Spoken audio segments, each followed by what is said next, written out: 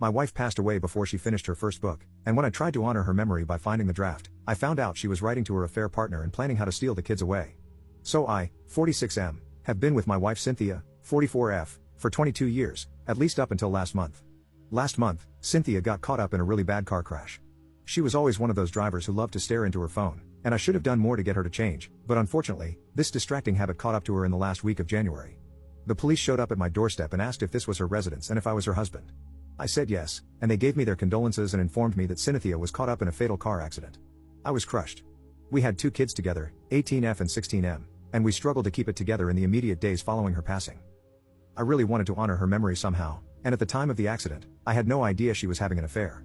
I will say that in the last 4 or 5 months, I did notice she was pulling away and our intimacy decreased, but I thought this was just something that happened to couples after 20 years, so I didn't pay much mind to it. But anyway, at least from what she told me, Cynthia started to get into writing. She was constantly on her laptop, typing away at all hours. She told me she was working on a fantasy book, hopefully the first of a series. When I asked for more details, she said it was about a fantasy world where a super advanced human race appears and interacts with orcs and elves, incorporating magic alongside futuristic human tech. It sounded very cool, and Cynthia promised that as soon as she had a first draft she liked, she would let me read it.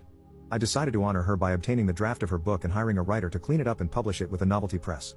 I accessed her laptop, and there was no book. No sign at all. I opened her Chrome, thinking she might have written it in Google Drive, and saw a bunch of pinned tabs.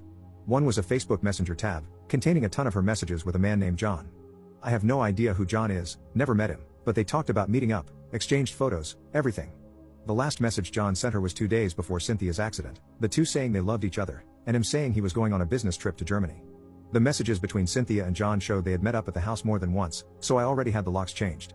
Not sure if John is back yet, and frankly, I don't care if he is. I was thoroughly devastated. She did have a Google Drive tab, but in her drive wasn't a book about elves versus Vulcans, but a shared document with John. The document was a plan she and John drafted on how to divorce me, turn the kids against me, and take our home and as much money as possible. One thing she noted was she had been taking money, a few hundred a month, and putting it in a separate account. I got the bank thing sorted out, and I've also been going to therapy twice a week now. It is hard to be mad at someone who's no longer living, especially someone everyone else in your life is grieving and praising as a wonderful wife and mother. I have asked my therapist if I should tell my kids about what Cynthia has done and what she was planning to do. My therapist cautioned me about this. He said that they just lost their mother, and being told this would be condemning her memory, damnatio memoriae. Maybe now is not the time, but I think eventually would be a good time for my kids to know. Update 1. Some things have happened since last week. To answer some questions, I have gone to the bank and gained control of Cynthia's account, transferring the money into a savings account for the kids. Also, my kids already suspected. Tuesday night, my eldest said she and my son had something to tell me. They sat me down in the living room, and my daughter broke the silence saying, "We think mom was cheating on you." They both said they weren't sure, but it was eating them up seeing me in extreme grief over the past month, and they thought I should hear what they suspected. They brought up how Cynthia was always away, and when she was at home, she would make strange observations about me. Stuff like, "Isn't it weird your dad's working late this week?" As you might have guessed, this was one of those seeds Cynthia mentioned in her document that she wanted to plant in the kids. My daughter said her suspicions went high the week before the accident when she got home from school and saw a strange jacket on the coat hook by the front door. It wasn't any jacket my son or I had, so she was very suspicious about it.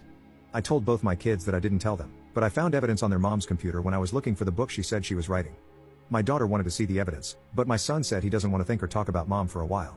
I shared the info with her after she insisted she already suspected her mom and was ready for it. It feels good to now have someone close who can talk to me about this beyond my therapist. Yesterday afternoon, I was home alone when I heard someone jiggling the back door's knob. I went to the door and saw a man I had never seen before trying to use a key on the lock.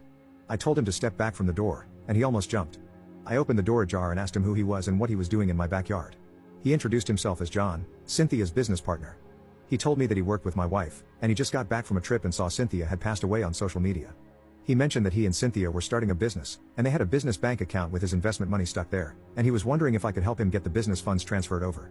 I looked him straight in the eye and said I had been to the bank, and Cynthia didn't have an extra business account, and I had no idea what he was talking about. John also mentioned that he wanted to check my wife's things for any sensitive business documents. I told him he was a stranger and wasn't welcome in my home, especially since he tried to enter without permission. John looked defeated but said he would consult with a lawyer about his sensitive business documents and business funds. So time will tell what happens.